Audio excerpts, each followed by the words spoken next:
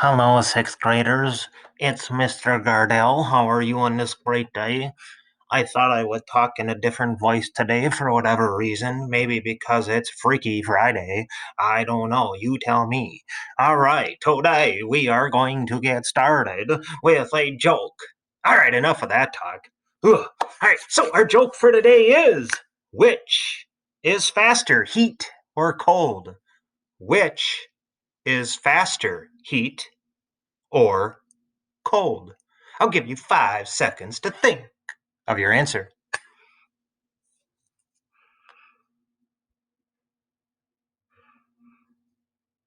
All right, so which is faster, heat or cold?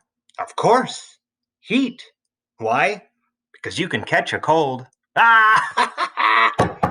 Another knee slapper.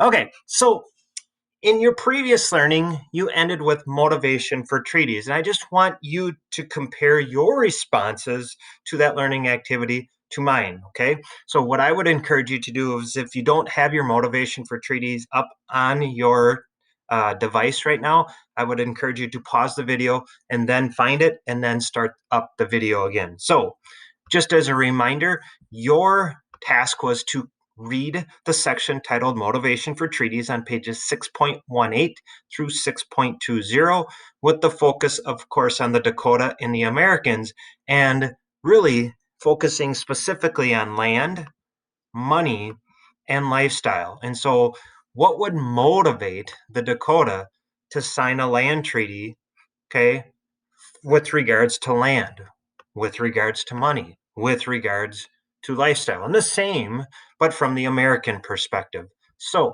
here are my responses. And again, compare yours to mine. If you want to change yours, by all means do so. Okay, so land for each. Here we go for the Dakota. One, the Dakota felt like they had no choice.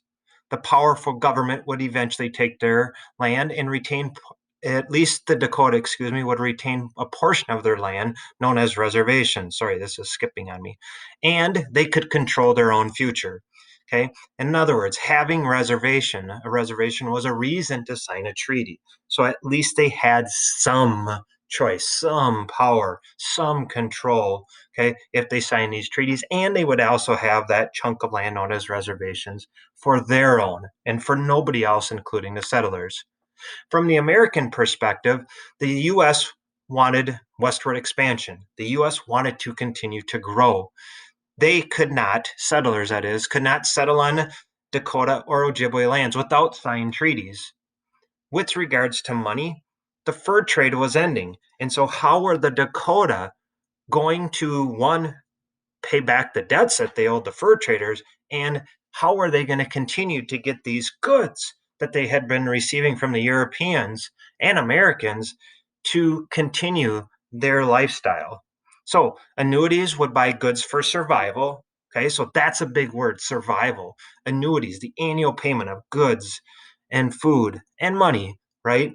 That the Dakota received from the US government in exchange for their land. So the annuities would buy goods for survival. They would be able to live.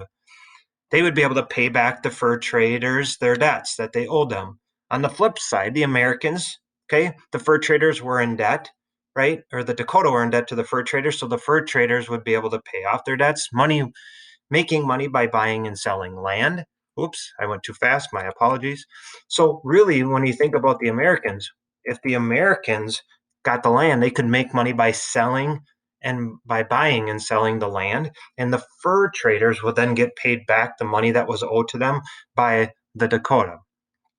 From a lifestyle perspective, the homelands were changing. The Dakotas were, settlers were moving in, even into Dakota lands that the settlers weren't supposed to in the first place. They didn't wait really for the land treaties to be signed. The Dakota would be able to preserve their land and continue their traditional lifestyle while living on reservations. So, in other words, it was kind of that give and take. From a standpoint of the Americans, the Dakota, okay, from the American perspective, the Dakota should adopt the European American way of life that's known as assimilation. They wanted to teach the Dakota new skills, for example, how to farm. And then they, the Americans, wanted the Dakota to accept Christianity and give up their traditional ways.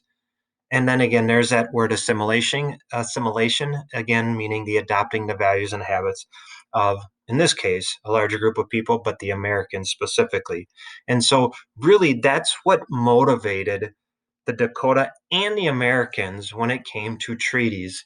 And so, again, I would encourage you to make sure that your responses are similar to mine. They don't have to be word for word, okay? But make sure that if you miss something, make sure that you do include that within your notes because you're going to want to use these motivation for treaties notes on your learning checkpoint number 2 today. And I'm just going to focus back on that survival word because I promise you something's going to come up with survival with regards to treaties. Okay. All right. As always, if you have any questions, please reach out to me or your HOA teacher. Take care and have a fabulous day.